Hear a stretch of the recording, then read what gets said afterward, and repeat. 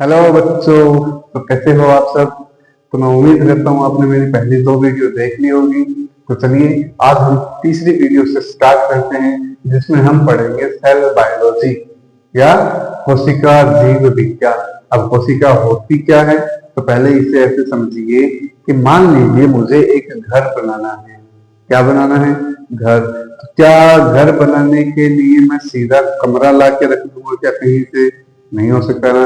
उसका मतलब है मुझे एक ईंट तो चाहिए ही चाहिए। क्या चाहिएगी? एक ईंट चाहिए। और एक ईंट का रूप है हमारी कोशिका। यानी अगर मुझे अपना शरीर, मान लो जब शरीर बनता है तो क्या ऐसे सीधा बन जाता है क्या? नहीं। तो सबसे पहले क्या बनेगी? कोशिका बनेगी। तो हमें इतनी बात समझनी है कि कोशिका या सेल जो भी है, it is the basic unit of life. क्या कहा गया? Cell is the basic unit of life. कोशिका जीवन की मूलभूत इकाई है। क्या इतनी बात समझ आई? यानी अगर कोशिका नहीं होगी तो क्या हम होंगे? नहीं होंगे। क्यों नहीं होंगे? क्योंकि अगर कोशिका ही नहीं है यानी सेल ही नहीं है तो हमारा अस्तित्व ही नहीं होगा। क्या इतनी बात समझ आई? अगली लाइन है, it is the structural and functional unit of life. कि यह शरीर की संरचनात्मक यानी शरीर को संरचना देना, वह क्रियात्मक इकाई है। यानी क्रिया, काम करने का जो कार्य होता है उसे क्या कहा गया? क्रियात्मक इकाई। यानी पूरे शरीर की संरचना यानी शरीर का ढांचा और उस शरीर के काम करने की कैपेबिलिटी को क्या कहा गया है? सेल कहा गया है। क्या? कोशिका। तो क्या ये दो लाइनें समझ आ गई? चलिए अब आगे देखते हैं। तो आप एक बार इसका स्क्रीनशॉट लीजिए, तब तक मैं इसे मिटा देता हूँ, फिर आगे पढ़ाते हैं। ठीक है? तो आप एक बार इसका ले लीजिए स्क्रीनशॉट। ठीक है, ये लीजिए, मैं साइड रखता हूँ। चलिए तो मैं मिटाता हूँ अभी।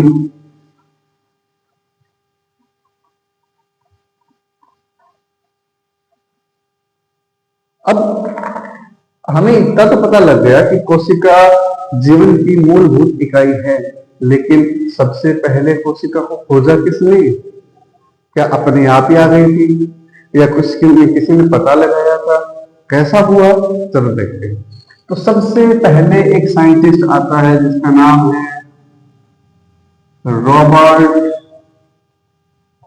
हुक। क्या नाम है?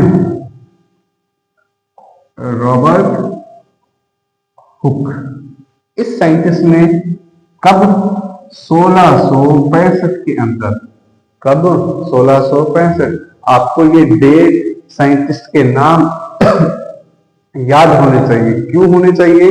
क्योंकि हमारा जो कंपटीशन एग्जाम है उसके अंदर ऐसे ही क्वेश्चन पूछे जाते हैं। बात समझ आ रही है?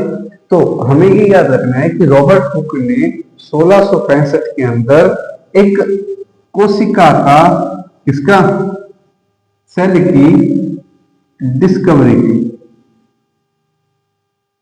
इसकी खोज करी। कोशिका की खोज करी। एक सेकंड में मार्कर लिखता हूं। हाँ, तो रॉबर्ट हुक ने कोशिका की खोज करी। कब करी? 1665। तो इसने जो कोशिका की खोज करी थी, क्या वो सेल डेड थी या लिव थी? वो सेल कैसी थी? Dead cell. कैसी सेल थी? डेड यानी मृत सेल। क्या इतनी बात समझ आ गई? ठीक है। अब उसने ये जो खोज करी थी वो किससे करी थी? उसने ये खोज करी थी बार्क। पता है क्या होता है बार्क? मैं लिख देता हूं पहले। Bark of plant. पेड़ की जो छाल होती है, छाल देखिए सबने, जैसे नीम का पेड़, किसी भी पेड़ को हम देखते हैं उसके ऊपर एक छाल आती है, या जिसे हम कहते हैं वो एक सूखी सूखी पपड़ी सी आती है, देखी होगी। जब मैं छोटा था हम गेम खेलने जाते, मतलब क्रिकेट खेलने जाते थे, तो हमारे वहां पे एक पीपल का पेड़ था। वो उसकी जो सूखी सूखी लकड़ियां होती थी ना, उसमें क्या था कि कुछ वो ऐसे लेयर हटती थी, वो जो छाल जिसकी मैं बात कर रहा हूँ वो ऐसे हटती थी। तो मेरे को एक आदत थी कि मैं क्या करता, जैसे मान लीजिए वो लकड़ी है, इसके ऊपर जो वो छाल थी ना, तो मैं उसको ऐसे पूरा ऐसे नाखून से उतारता था। अब वो मेरी आदत थी, मैं छोटा था तब की बात है। ठीक है, तो क्या आपको इतनी बात समझ आ रही है कि बार्क का मतलब क्या होता है? छाल। छाल। क्या इतनी बात समझ आ रही? अगर आपको ये बात समझ आ रही है तो आप इसको नोट कीजिए, फिर हम आगे देखें। ठीक है, तो चलिए इसे नोट कर लीजिए।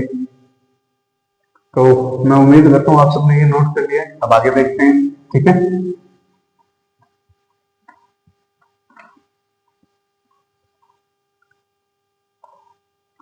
तो जैसे ही इसने उस छाल में सेल को खोज किया, उसने क्या किया? ये जो सेल थी उसको जैसे ही उसने खोज करी तो उसने क्या देखा कि पहली बात तो उसने देखा किसमें होगा? माइक्रोस्कोप। माइक्रोस्कोप तुमको पता है कैसा होता है, वैसे ही जूम करके देखने वाला, पता होगा। ठीक है, तो उसने जैसे ही इसको खोल के देखा तो उसको ना ऐसे बॉक्स से बॉक्स बने दिखे। क्या दिखे? ऐसे डब्बे, खाली डब्बे। ठीक है, जिसमें एक ऐसा स्ट्रक्चर था। ठीक है, अब उसने इन डब्बों को नाम दे दिया सेल्यूलिक। क्या नाम दिया? सेल्यूलिक। ये क्या वर्ड है? ये लैटिन भाषा, एक लैटिन नाम की भाषा होती है, उसके अंदर इस सेल्यूलिक का मतलब होता है खाली डब्बे। क्या होता है? खाली डब्बे। क्या इतनी बात समझ आ गई? और इसी को इंग्लिश में नाम बनाकर क्या कह दिया गया? इसको नाम दे दिया सेल। तो क्या इतनी बात समझ आ गई कि सेल की खोज किसने करी थी? देखो, डेड सेल, डेड सेल या मृत कोशिका की खोज किसने करी? रॉबर्ट हुक ने। कब करी? 1665। क्या इतनी बातें याद रहेगी? जो मैं लिखा रहा हूं आप उसको एज इट इज वैसे का वैसा नोट कर लीजिए, ताकि आपको याद करने में आसानी होगी। मैं लाइन तो लिखा दूंगा, मुझे कोई दिक्कत नहीं, लेकिन उससे होगा क्या? तुम्हें रटना पड़ेगा। अगर आप ऐसे बनाओगे नोट्स को तो क्या होगा? थोड़ा सा आसान रहेगा, इसको याद करने में आसानी होगी। ठीक है, तो आप इसको नोट कीजिए, फिर हम आगे चलते हैं। ठीक है,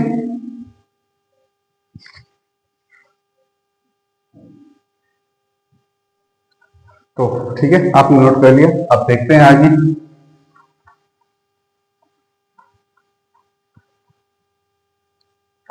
अभी मैं ये पूछना चाह रहा हूं कि क्या आपको इतनी बात समझ आ गई है कि 1665 में किसने डिस्कवर किया? सॉरी, मैं क्या है ना, राजस्थान से हूँ, तो मारवाड़ी निकल आते हैं। ठीक है, डिस्कवर करे या जो भी है, तो उस चीज का आप मत लगाना, क्योंकि मैं मेरी दिक्कत है कि मैं क्या है, फोर्सफुली हिंदी बोल रहा हूँ, जबकि मेरे फ्लुएंट में आती है मारवाड़ी। तो अगर बाई चांस कभी मैं मारवाड़ी बोल दूं तो आप मेरे को कमेंट में बता देना कि भाई यहाँ मुझे समझ नहीं आया है, तो मैं वापस आपको समझा दूंगा। ठीक है, तो कोई दिक्कत नहीं।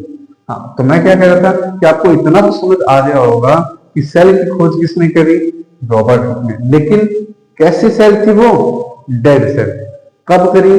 1675 नहीं, 1664, 1664। हाँ, अब याद। तो यहां तक कोई दिक्कत है तो बताइए। नहीं है? चलो अब आगे चलते हैं। अब हमें एक चीज समझनी है कि डेड सेल तो आ गई, लिविंग सेल का किसने पता लगाया? तो एक नए वैज्ञानिक हुए जिसका नाम था एंटनी वैन ल्यूवेनहोक। अब आप इसको हिंदी में चाहो तो वैसे लिख सकते हो, एंटनी वॉन ल्यूवेनहुक। क्या इतनी बात समझ आई? अब इसने क्या करा? 1674। कब? 1674। 1674 के अंदर इसने एक तालाब के अंदर, किसमें? तालाब या पोंड, पोंड के अंदर एक सेल की खोज करी। और वो सेल कैसी थी? डिस्कवर्ड और सेल खोल दी किसकी? कोशिका की। और वो कोशिका कैसी थी? लिविंग। कैसी थी? लिविंग, यानी जीवित कोशिका थी। अब जो उसने इस तालाब के अंदर खोज करी थी, वो खोज करी किसकी थी? एक बैक्टीरिया की। बैक्टीरिया या जीवाणु की खोज करी थी। क्या यहां तक की बात समझ आ गई? अगर यहां तक की बात समझ आई है तो आप इसको स्क्रीनशॉट लीजिए, फिर हम आगे देखते हैं। तो यहां तक की बात अगर आपको समझ आ चुकी है तो मैं उम्मीद करता हूं कि आपको मेरा पढ़ाया हुआ इतना ही सही लेकिन थोड़ा बहुत तो समझ आ रहा है। ठीक है, तो अभी हमारी शुरुआत हुई है, तो आप इतना घबराइए मत कि मैं थोड़ा मस्ती मजाक नहीं कर रहा हूँ। मैं मस्ती मजाक पर भी आऊंगा, लेकिन उससे पहले हमें ये समझना पड़ेगा कि ये जो चैप्टर है ना, इसकी स्टार्टिंग की 5 या 10 मिनट, मतलब 5 या 10 मिनट नहीं कह सकता, एक क्लास या 2 क्लास तो ऐसी होगी जिसके अंदर आपको थोड़ा सा मैं कहूँ रटने वाली चीजें हैं। क्यों है? क्योंकि ये साइंटिस्ट के नाम है, आप इसे याद नहीं कर पाओगे। मतलब आपको कुछ मैं ऐसे याद करूं तो पॉसिबल ही नहीं है। प्लस ये डेट भी, तो ये चीजें बहुत हैवी हो जाती है। इसलिए मैं कह रहा हूं कि स्टार्टिंग के 1-2 क्लासें आप एक बार मेरे को थोड़ा आराम से समझिए। ठीक है, उसके बाद मैं आपको बहुत अच्छे तरीके से कोशिश करूंगा समझाने की। ठीक है, तो आपको कहीं दिक्कत आने नहीं दूंगा। ठीक है, तो आप इसका स्क्रीनशॉट लीजिए, फिर हम आगे देखते हैं।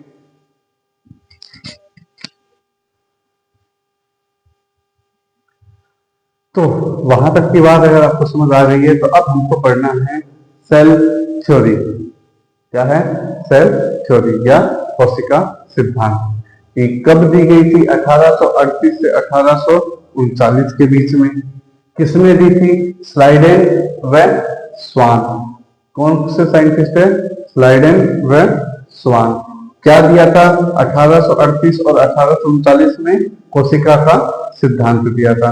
आपको यहाँ पे एक प्रश्न मैं बताता हूँ, सीधा का सीधा आएगा। क्या आएगा कि कोशिका सिद्धांत किसने दिया था? स्लीडन व स्वान ने दिया था। कब दिया था? 1838 से 1839 के बीच में दिया था। उन्होंने क्या कहा था? उन्होंने कहा था all plants are made up of plant cell, कि जितने भी पादप हैं वो सब पादप कोशिका से बने हुए हैं। अब मुझे एक बात बताइए कि अगर मैं कहूं कि मेरे अंदर, जैसे आप किसी ये वीडियो देख रहे हो मोबाइल की, तो क्या मेरे अंदर मोबाइल के गुण आएंगे? क्या नहीं आएंगे। यानी मेरे अंदर गुण किसके होंगे? मेरे ही तो होंगे। उसी तरह प्लांट्स के अंदर कौन सी सेल मिलेगी? प्लांट सेल मिलेगी। तो उन्होंने क्या कहा कि all the plants are made up of plant cell. क्या इतनी बात समझ आई? फिर उन्होंने दूसरी लाइन क्या कही कि all the animals are made up of animal cell, कि जितने भी जंतु हैं वो जंतु कोशिका से बने होते हैं। तो क्या यहाँ तक कि ये 2 पॉइंट समझ आ गए? साइंटिस्ट का नाम क्या था? स्लाइडेन व स्वान। कब दिया गया? 1838 से 1839 में। इसको क्या कहते हैं? सेल थ्योरी या कोशिका सिद्धांत। पहली बात क्या कही गई कि जितने भी प्लांट हैं या जितने भी पादप हैं वो किससे बने होते हैं? प्लांट सेल से या पादप कोशिका से। और दूसरी बात क्या कही कि जितने भी जंतु या जितने भी एनिमल्स हैं वो किसके बने होते हैं? एनिमल सेल के या जंतु कोशिका के। क्या इतनी ये 2 बातें समझ आ गई? अगर ये 2 बात समझ आई है तो आप इसका स्क्रीनशॉट लीजिए, फिर हम आगे देखते हैं। ठीक है, ये लीजिए, आप स्क्रीनशॉट ले लीजिए। ठीक है, चलिए अब हम आगे देखते हैं।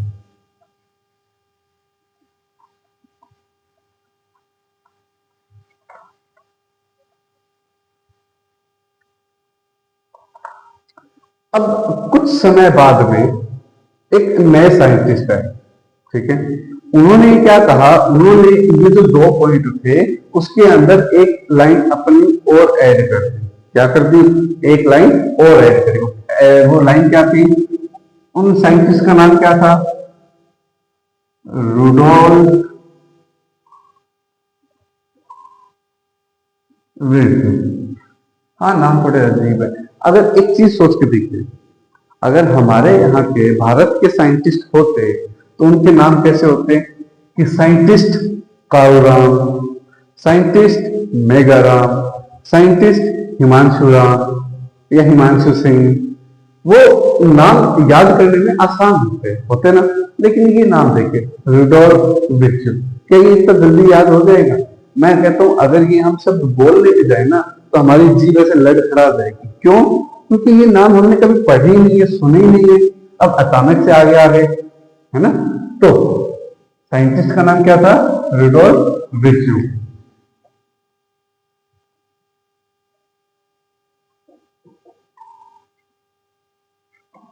रुडोल्फ विर्चु। तो उसने क्या कहा?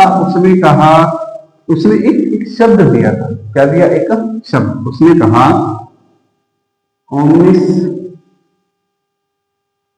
सेलुला ई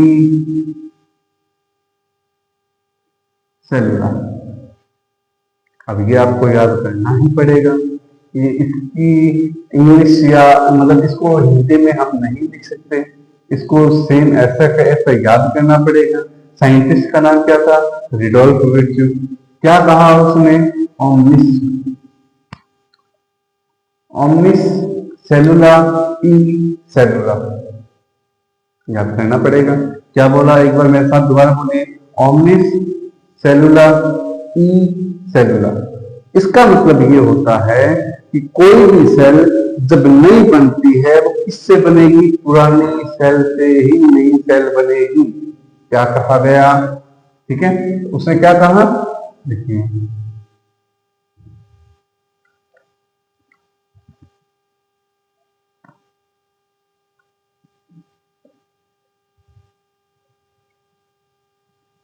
हाँ, तो ओमनिस सेलुला ई सेलुला, इसका मतलब होता है all cells are arise from pre-existing cell। Hindi में कैसे लिखोगे कि सभी कोशिका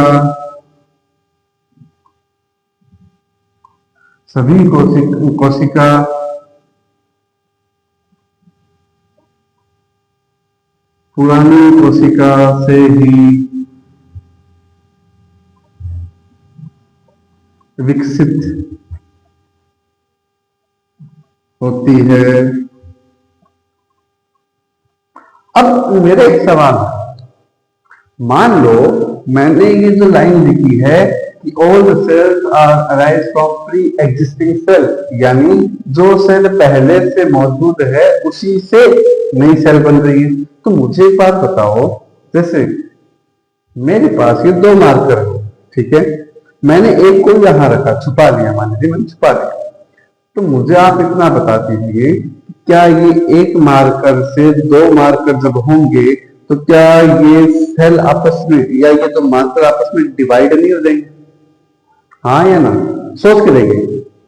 अगर मैं कहूं कि मेरे को एक घर के अंदर मिट्टी डालनी है, ठीक है, फिर मान लीजिए मेरे पापा ने कहा कि आधी मिट्टी को इधर कर दो, आधी मिट्टी को उधर कर दो। तो क्या मैंने जो वो इतनी सारी मिट्टी थी उसको दो अलग अलग हिस्सों में बांट दिया या नहीं बांट दिया? डिवाइड कर दिया या नहीं कर दिया? तो मैं ये पूछ रहा हूं कि जब पहली प्री एग्जिस्टिंग यानी पहले से जो मौजूद है उसमें से जब नई सेल बनेगी, यानी सेल का क्या हो रहा है?